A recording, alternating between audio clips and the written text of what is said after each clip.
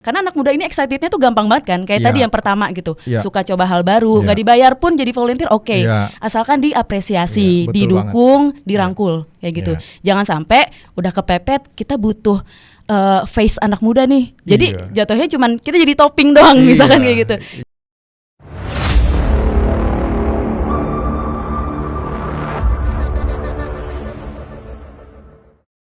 Oke, kembali lagi di Suara Menteng. Kali ini hadir bersama gua, seorang influencer. Waduh, masyarakat. Yang jelas masih muda lah, gitu ya. Dengan Bilqis, nama lengkapnya siapa? Bilqis Mutiah. Panggilannya benar Bilqis ya? Bilqis. Oke. Kita ngobrol santai sebentar nih. Oke. Seputar anak muda dan politik gitu ya. Siap. Jadi belakangan ini kita sering lihat, gua sering lihat di scroll sosial media gitu ya, ada banyak yang ngangkat isu-isu tentang anak muda gitu. Nah, belakangan gini, ada yang tampil itu dulu anak muda nongkrong bikin kafe gitu. Nah sekarang anak muda nongkrong jadi tim ses, gitu. Langsung ya satu tongkrongan itu ya. Iya, langsung. Bahkan satu tongkrongan pun bisa dua kubu yang berbeda gitu kadang-kadang. Nah yang menarik adalah ternyata itu juga gue lihat langsung gitu di tongkrongan anak-anak muda yang sejangkauan gue, dan rupanya emang benar fenomenanya seperti itu. Nah sekarang kebetulan ada Bilqis, salah satu anak muda gitu ya. Kira-kira apa sih gitu yang bisa, kan kalau zaman gue dulu agak skeptis gitu ya. Kalau nggak backgroundnya organisator gitu, mereka nggak mau gitu terlibat masih politik praktis. Iya, antara takut dan apa sih gitu. Dan malu juga kadang ya, ada rasa malu gitu ya. Nah sekarang sepertinya anak muda tuh banyak juga yang antusias gitu. Gimana kira-kira yang memotivasi anak-anak muda untuk terlibat di politik praktis sekarang ini? Kalau bisa disimpulin, baru awal udah simpulin ya. Tapi lebih ke pasti satu kata, mereka udah mulai berani ya. Dari berani kata itu ya. Mulai dari tadi, kalau tadi Bang Pasi bilang tentang tongkrongan, berarti kan di tongkrongan itu ada pembicaraan, ya kan. Banyak yang bilang kayak awalnya mungkin ringan-ringan, nanya kabar segala macam gitu kan. Sampai akhirnya nanya update kehidupan masing-masing. Mulai dari situ tuh permasalahan diomongin, isu-isu sekitaran, kan masing-masing beda ya lingkungannya, circle-nya gitu. Di saat itu diomongin, mulailah itu kan konfliknya segala macam nyamber tuh biasanya ke yang lebih krusial, misalkan kayak ke negara, ke daerah segala macam. Ya sama kayak sekarang mungkin lagi happening tentang pilkada, kemarin tentang pemilu, pasti ada pembahasan juga meskipun sedikit gitu ya. Yang mana tadi sudah berani memulai. Mungkin di salah satu atau banyaknya dari mereka ada link untuk akhirnya bisa menyampaikan aspirasi mereka gitu. Menyalurkan. Ada juga yang ngajak gitu kan. Sampai akhirnya ya udah jadi satu mulut ke mulut yang lainnya seperti itu. Dan mereka sepertinya lebih mudah, lebih easy going gitu ya. Apalagi ada temen yang ikut gitu. Gitu. Nah, kemudian kalau kemarin sih sempat coba lihat-lihat juga ya di sosial media, emang udah antusiasmenya udah ada gitu. Dalam arti ya apapun dikomenin gitu kan. Akhirnya jadi perang di sosmed gitu ya, komen-komenan, bahkan kawan gue tuh ada yang punya akun fake khusus buat komenin yang berseberangan sama dia gitu. Kayak gitu. Dia nggak dibayar nggak apa, cuma ya kepengen aja gitu. Terdorong aja ya mau gitu untuk include artinya kan. Nah itu berlangsung lama juga kan. Kira-kira ya dua periode yang lalu lah itu udah mulai ramai di sosial media. Nah trennya kini mereka nggak hanya ribut di sosial media, tapi kenyataannya juga mulai aktif di dunia nyata gitu. Kumpul-kumpul, kemudian menuangkan idenya bersama teman-temannya. Jadi nggak hanya koar-koar di sosial media. Tapi mereka juga include di dunia nyata sesuai dengan apa yang mereka ingini gitu. Nah kemudian pertanyaannya, ada nggak sih korelasinya gitu, atau bagaimana anak muda bisa include gitu dari yang tadinya sosial media, mungkin tadi kan sosial media bahkan ya nggak usah pakai akun real gitu kan, bisa bikin real. Sampai akhirnya dia include langsung, ketemu langsung dengan ya otomatis face-nya langsung gitu kan. Itu gimana tuh? Apa perlu ada persiapan? Apa emang perlu ada keinginan khusus? Apa emang natural aja? Jadi kalau misalkan anak muda ya, pasti Bang Pasti juga pernah merasakan ini, bahwa di fase-fase anak muda ini ada namanya pengenalan jati diri. Gitu kan. Pasti apalagi untuk yang masih fresh graduate gitu kan. Mereka nih lagi emang masa lucu-lucunya nih bisa dibilang ya. Jadi maunya tuh mencoba hal-hal baru gitu. Mungkin hal-hal baru yang mereka ingin gapai ini adalah tentang kepositifan. Yakni ya itu secara nggak langsung mungkin untuk langsung ikut ke politik. Karena daripada koar-koar doang gitu kan, mungkin mereka udah ngerasa kok nggak ada hasilnya, nggak ada ujungnya gitu kan. Yang ada nanti ketemu teman selek segala macam. Langsung aja nih. Bahkan kan sekarang alhamdulillahnya maksudnya kemarin sudah banyak caleg-caleg muda gitu. Yang nggak malu lagi gitu kan gitu. Terserah deh nanti teman-temannya anggap itu suatu yang negatif, tapi ada juga yang ngedukung segala macam. Tapi selama mereka merasa itu adalah suatu hal yang memang harus dijalani gitu kan, demi niatnya masing-masing ya, itu kenapa enggak gitu kan. Dan di samping itu mereka ini sebenarnya kalau untuk masuk ke suatu organisasi ya atau komunitas, anak muda ini tuh paling suka diapresiasi Bang Pasti. Ya kan, mungkin bisa dibilang volunteer ya.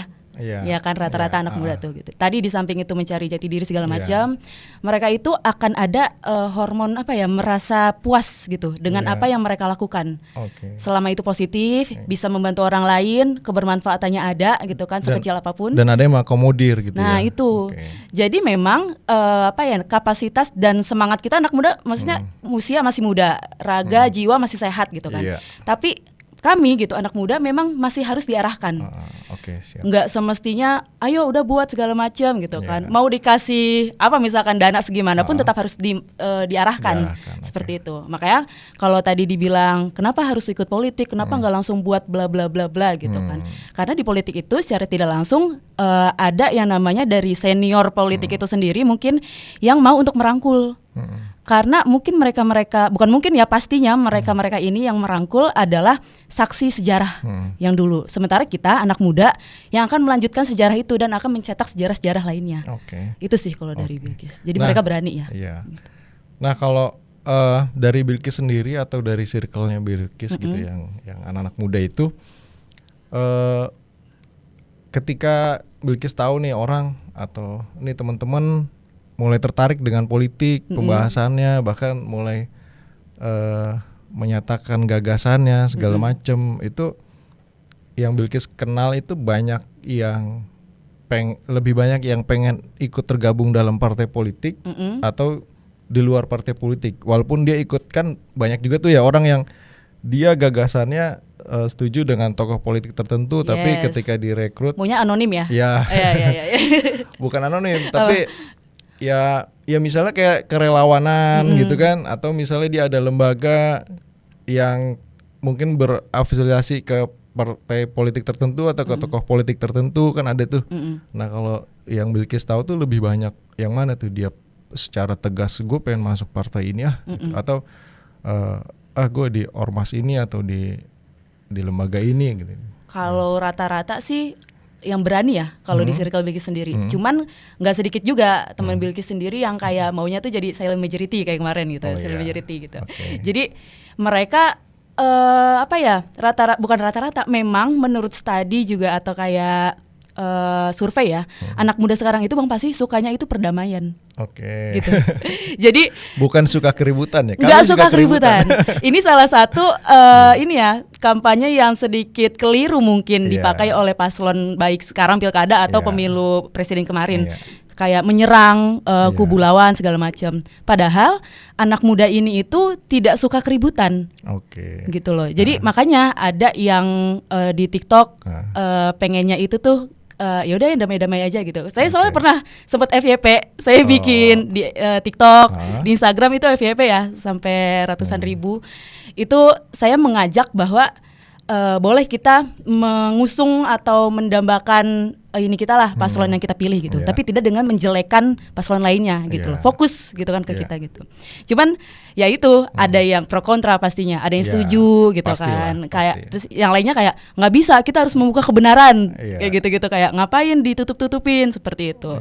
Nah, di sisi lain, selain suka perdamaian ini ada yang namanya trust issue dari anak muda ini Bang Pasi. Contohnya mungkin lebih banyak kan kayak kasus pembulian itu kan lagi marak juga terjadi. Itu nggak suka tuh anak muda, nggak suka kayak misalkan contohnya ini contoh ya kayak gemoy apa segala macam gitu-gitu kayak jadi yang disudutkan oleh kubu lawan itu yang jelek-jeleknya aja gitu, kayak ide gagasan paslon kubu lawannya yang bagus tidak diindahkan misalkan gitu, kayak yang nggak disuka anak muda ya. Itu nggak disukain karena anak muda itu akan lebih mihak ke korban. Karena mereka tahu bully itu nggak enak gitu, dibully itu nggak enak gitu loh. Itu sih, jadi anak muda itu lebih ke emosionalnya kayak gitu. Jadi buat Black Campaign udah nggak laku lah ya ke lingkungan anak muda. Makanya alhamdulillah kemarin debat pilkada juga rada nggak begitu kasar ya kayak pilkada-pilkada sebelumnya gitu kan. Nah, sejauh ini mungkin nggak bisa dibilang mewakili, tapi ada gambaran dari anak muda melalui Bilqis. Tokoh-tokoh politik sekarang deh, yang Bilqis kenal gitu kan, yang mungkin berinteraksi langsung kan, Bilqis juga sering tayang tuh kan dengan tokoh-tokoh politik, atau yang tahu dari media gitu, dari gagasan-gagasannya, dari kebijakannya, itu menurut Bilqis udah cukup untuk mengakomodir nggak keinginan-keinginan dan passionnya anak muda di politik saat ini gitu? Kalau akomodir secara tidak langsung pasti itu sangat-sangat ngefek ya ke kita gitu. Karena kalau ditanya seberapa pentingnya gitu ya figur para politisi ini gitu, itu sangat-sangat penting. Dan kalau ditanya seberapa besar, itu besar sekali gitu. Karena manusia ini kan anak muda ya, maksudnya manusia ini hidup untuk sebuah harapan gitu. Kalau kita nggak ada harapan untuk esok hari gitu, nggak bakal bisa hidup gitu kan. Nah, figur-figur ini yang menjadi acuan kita gitu kan. Makanya ada orang bilang influencer segala macam ya, itu sebenarnya orang-orang besar ini termasuk influencer ya sebenarnya gitu. Gimana caranya mereka bisa influence kita gitu, mempengaruhi kita untuk kita bisa loh ternyata jadi kayak dia kayak gitu. Kayak umur kita sama tapi kok dia udah bisa segini ya gitu. Oh berarti ada acuan lagi. Sampai kayak misalkan Wapres. Wapresnya itu termasuk Wapres termuda ya kan. Di balik itu ada pro kontra segala macam. Ternyata dari generasi muda sendiri kayak bisa ya ternyata umur segitu jadi Wapres. Bisa jadi role model lah ya. Iya kayak gitu loh. Yang apa ya, jadi tidak menutup kemungkinan gitu bahwa seusia kita nggak bisa dengan pencapaian yang besar. Seperti itu sih Bang Pas. Nah kalau misalnya di partai politik spesifik misalnya ya, keterlibatan ya kan, kalau bicara politik, lembaga politik ya partai politik kan gitu. Dan yang paling mudah atau yang paling sering anak muda include itu buat menuangkan gagasannya dan kontribusinya partai politik. Nah, kalau dari pandangan Bilqis nih, kira-kira partai politik itu mengakomodir anak mudanya pengennya seperti apa sih? Apakah jadi ketua wakil sekretaris bendahara, apakah jadi ketua bidang, atau sekedar mengakomodir apa yang kita idekan aja, atau mungkin sekedar talent aja gitu. Struktural atau apa gitu ya? Iya, keterlibatannya pengen seperti apa gitu di partai politik misalnya. Kalau itu balik lagi ya ke tujuan nih para ya, pas sebenarnya kalau dari Bilqis, opini Bilqis ya. Yang harus mikir kayak gitu justru dari struktural partainya ya, kayak dari seniornya mungkin gitu ya. Dia mau bawa seperti apa nih? Kalau memang sudah pikir secara jangka panjang, pasti mereka akan akan memprioritaskan juga gitu loh. Karena mau nggak mau gitu, kalau nanti masa jabatannya atau segala macam sudah selesai kan pasti yang melanjutkan kita lagi gitu kan. Butuh ada perantara lah dari mereka ke yang nanti nih. Apalagi nanti Indonesia kan ingin ini ya, Indonesia Emas 2045 ya.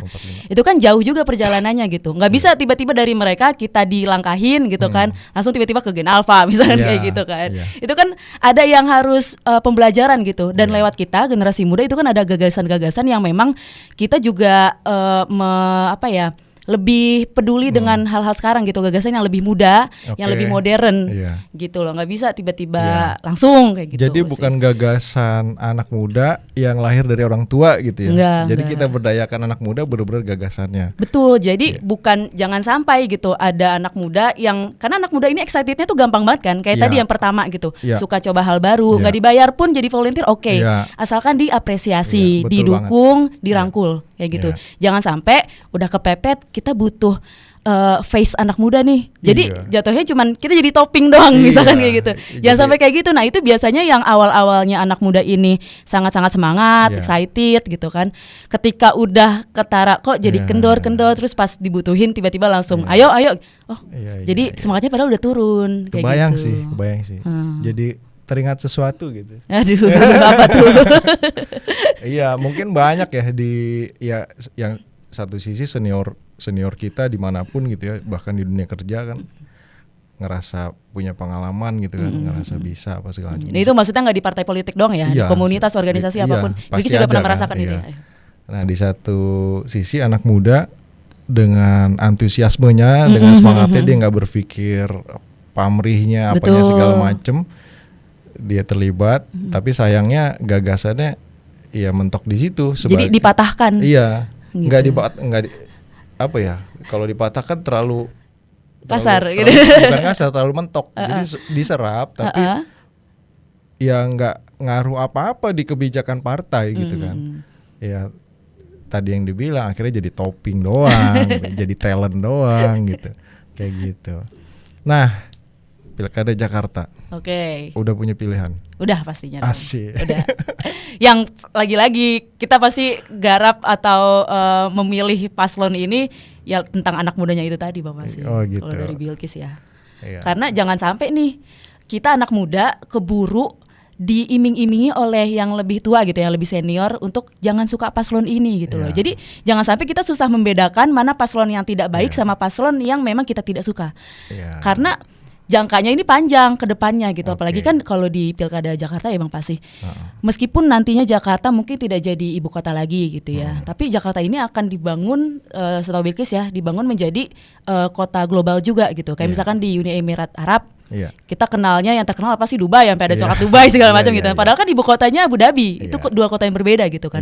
Sama seperti di sini gitu. Meskipun nanti Jakartanya tidak menjadi ibu kota lagi, nantinya kan akan dibuat masih bagus juga itu, lebih bagus juga pastinya, karena makanya Bilkis milih pasti yang lebih tahu lagi, yang berpengalaman dan pastinya menyarap aspirasi anak muda juga gitu. Sebut aja deh di antara 3 inisial deh, inisial.